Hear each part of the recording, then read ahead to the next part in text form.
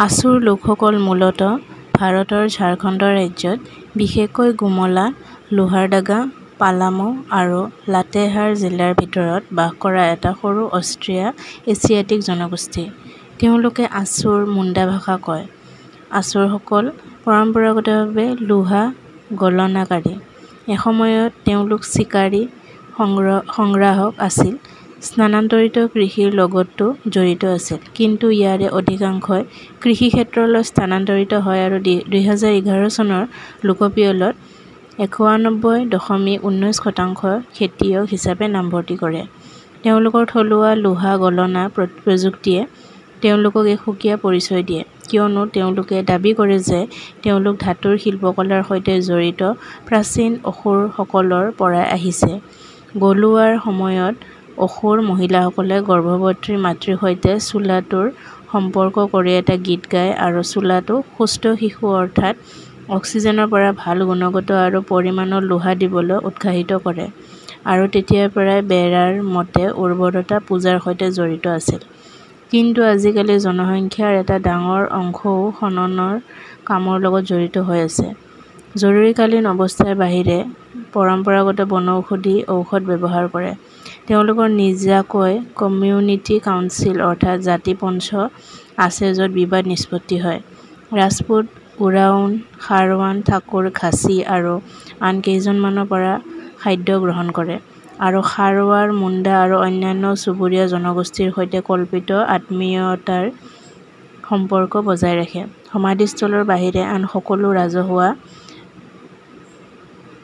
ৰাজহুৱা স্থান ইহঁতে ওচৰ চুবুৰীয়াৰ সৈতে ভাগ কৰে। ইহঁতে অৰণ্যৰে আগুৰি থকা পেড অৰ্থাৎ এটা ক্লিয়াৰিং এলেকাত থাকে আৰু তেওঁলোকৰ ঘৰবোৰ কাঠৰ খুঁটাৰে সহায় কৰা বোকাৰে বেৰেৰে নিৰ্মিত আৰু ছালখন ধানৰ খেৰ আৰু চয়ঙেৰে ঢাকি থোৱা বেকত খপৰা ইত্যাদি।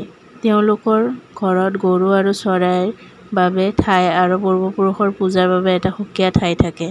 কুঁৱাৰ পৰা ওলোৱা পানী ৰন্ধা-বঢ়া আৰু সংৰক্ষণৰ বাচন-বৰ্তন লোহা, এলুমিনিয়াম আৰু মাটিৰ বস্তুৰে তৈয়াৰ কৰা হয়। পুৰুষৰ পৰম্পৰাগত কাপোৰ ধুতি হোৱাৰ বিপৰীতে মাইকী মানুহে শৰীৰৰ অলংকাৰ হিচাপে টেটুৰ চিন অৰ্থাৎ টটেমিক বস্তু চিত্ৰিত পিন্ধে। মাইকী মানুহবোৰে আন আন ধাতু আৰু অধাতু অলংকাৰৰ লগতে কাঁচৰ বেংগলো পিন্ধে। খেতিৰ বাবে সাধাৰণ কৃষি সঁজুলি ব্যৱহাৰ কৰে আৰু মাজে মাজে ধনু-কাঁড় ব্যৱহাৰ কৰি অৰণ্যত জীৱ-জন্তু চিকাৰ কৰে। আধুনিক অসুৰ জনগোষ্ঠীটোৰ বীৰ আসুৰ, বিৰজীয়া আসুৰ আৰু আগৰীয়া আসুৰ তিনিটা উপ-জনজাতীয় বিভাগত বিভক্ত। বিৰজীয়াসকলক পৃথক অনুসূচিত জনজাতি হিচাপে স্বীকৃতি দিয়া হৈছে। ইহঁতক আৰু 12টা বংশত বিভক্ত কৰা হৈছে। বিভিন্ন প্ৰাণী, চৰাই আৰু খাদ্য-শস্যৰ নামেৰে এই আসুৰ বংশৰ নামকৰণ কৰা হৈছে। বংশৰ পিছত পৰিয়ালৰ দ্বিতীয় বিশিষ্ট প্ৰতিষ্ঠান।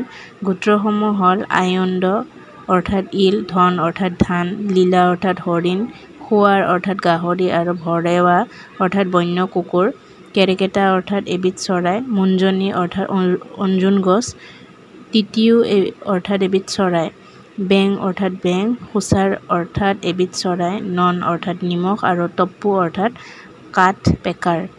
ভূত-প্ৰেত অৰ্থাৎ আত্মা আৰু ডাইনী আদি কলা যাদুতো বিশ্বাস কৰে। তেওঁলোকৰ প্ৰধান দেৱতা হৈছে শিংবঙ্গা। আন আন দেৱতাসকলৰ ভিতৰত ধৰতী মাতা, দুৱাৰী, পাটদাৰহা আৰু তুৰী হুচি। তেওঁলোকে সৰু হল, কৰ্ম, ধনবুলি, কাদেলতা, ৰাজকৰ্ম, দাসহাৰা, কৰম আদি উৎসৱ পালন কৰে। অসুৰসকলে দুৰ্গা মাৰ মহিষাসুৰ তেওঁলোকৰ উপকাৰী পূৰ্বপুৰুষ বুলি বিশ্বাস কৰে আৰু দুৰ্গা পূজাৰ সময়ত তেওঁলোকে নিজৰ পূৰ্বপুৰুষক অন্যায়ভাৱে কচাই কৰা বুলি ভবাৰ বাবে শোক কৰে। মহিষাসুৰৰ পূজা পশ্চিম বংগৰ মুণ্ডা জনগোষ্ঠীৰ লগতে নমঃশূদ্ৰত বিয়পি পৰিছে। বিবাহ অতি গুৰুত্বপূৰ্ণ অনুষ্ঠান আৰু মূলতঃ প্ৰতিজন ব্যক্তিৰ জীৱনত আহে। কেৱল শাৰীৰিকভাৱে অক্ষম লোকেহে বিয়া পাতিব নোৱাৰে। আসুৰসকলে একপত্নীৰ নিয়ম মানি চলে, কিন্তু বন্ধ্যাত্ব, বিধৱা আৰু বিধৱা সুদৰ ক্ষেত্ৰত তেওঁলোকে বিবাহ বা আনকি বহুবিবাহৰ নিয়ম মানি চলে। বিধৱাৰ পুনৰ বিবাহ অনুমোদিত। বিবাহৰ সময়ত তেওঁলোকে জনজাতি অন্তৰ্বিবাহৰ নিয়ম মানি চলে। যিসকলে এই নিয়ম নামানে তেওঁলোকক সমাজৰ পৰা বাহিৰ কৰি দিয়া হয় যদিও সম্প্ৰদায়ৰ লোকক 7 বাৰ ভোজ দিয়াৰ পিছত অনুমতি দিয়া হয়।